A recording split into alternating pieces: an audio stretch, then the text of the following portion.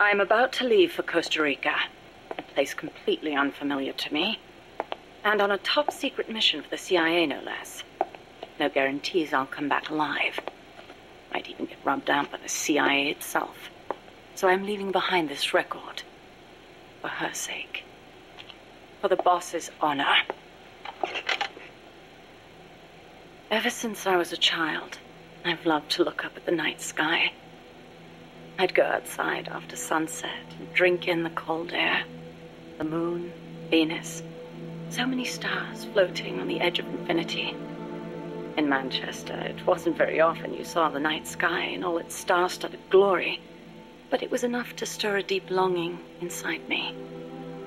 Even as others cowered beneath Nazi air raids, I was out there, watching the skies, dreaming of one day reaching the heavens.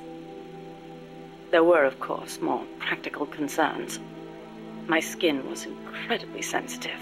Even the slightest bit of sun would turn it an angry shade of red. Playing outside during the day was completely out of the question. Naturally, I hardly ever had the chance to play with other children my age. But I never felt lonely for it. Their way of thinking was irrational, making them simple, easy to predict. The boys would talk of tanks and aeroplanes and creepy, crawly bugs. The girls of pretty dresses, glass beads, and tea and cakes. Of boys they liked. I never had much to say on such matters. The curious thing is, adults really aren't all that different. They're simple, capricious, especially men. As they get older, their heads fill with thoughts of women and more women. Thankfully, I always did have a head for mathematics. When I was about 10, I'd visited Dr. Turing, who lived nearby. We'd sit and discuss mathematical logic. The lights were always on at his house, even in the dead of night. Theoretically, he'd say, there's no algorithm that a computing machine couldn't reproduce.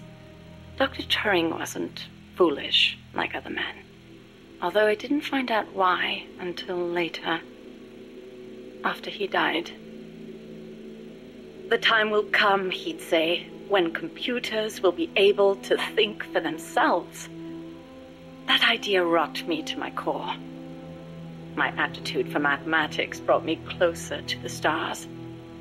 I breezed through school, then went to America for university. While I was studying at Caltech, NASA was established. I signed up in a heartbeat. I was a pretty good computer engineer at the time, and NASA needed skills like mine. The work was enjoyable. Even though I'd given up on going into space myself, it was a pleasure just being a part of it all. I was assigned to Project Mercury, America's effort to compete with the Soviets in manned spaceflight. 7 men were chosen as pilot candidates for the program, becoming heroes overnight. People called them the Mercury 7. The project made good progress, more or less. We had all the funds and materials we needed. After countless hours of analysis, we even had plans for something on par with Sputnik. We thought it'd only be a matter of time before we caught up with the Russians. They'd sent a dog into orbit and brought it back safely to Earth. But NASA top brass dismissed that success as a fluke. The Americans recovered their re-entry capsules at sea, but the only ocean bordering the Soviet Union is the Arctic, so their re-entry capsules had to make impact on land. A dog was one thing, but human spaceflight would still take some time, or so we thought. At the end of January 1961, we successfully put a chimpanzee named Ham into orbit. He returned to Earth as healthy as ever. NASA was giddy with success. It was then that a new woman showed up for duty. She was a backup pilot and advisor.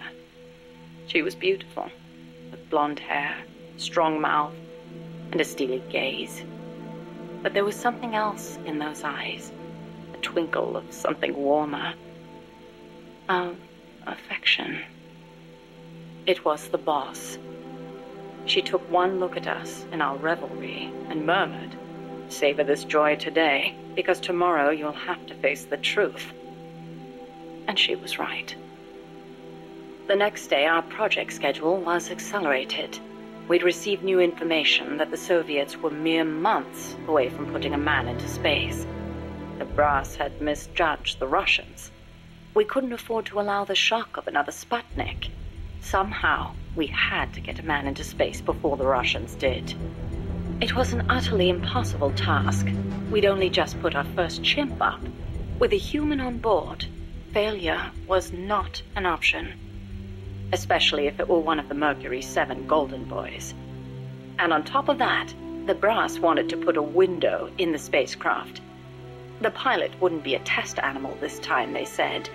And when this hero came back alive and well, they wanted him to describe what he'd seen. It was madness.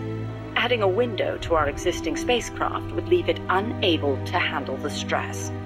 Not to mention the problem of shielding the occupant from cosmic rays.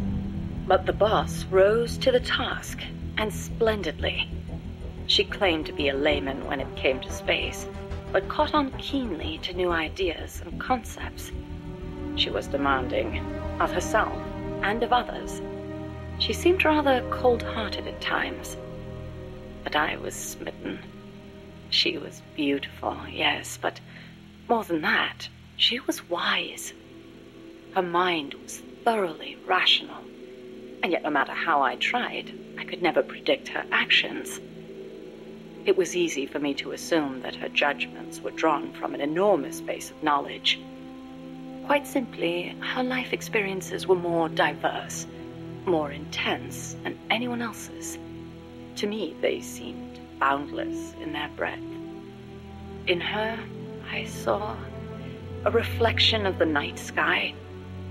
Perhaps because I too was a woman, she and I became close.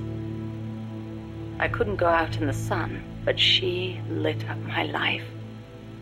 Her light was soft, like that of the moon. I was so happy. With her unerring guidance, the project steadily regained its footing.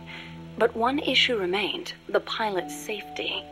When the day came to choose a pilot, the Mercury 7 just quietly walked out. Who could blame them? It was far too great a risk to take. Even if they'd volunteered, NASA would never have let them go. They were national heroes, basking in the media spotlight. There was no way they'd be sent on such a mission. The conference room was silent. Then, slowly, she raised her hand, almost as if acting out a scene from a movie.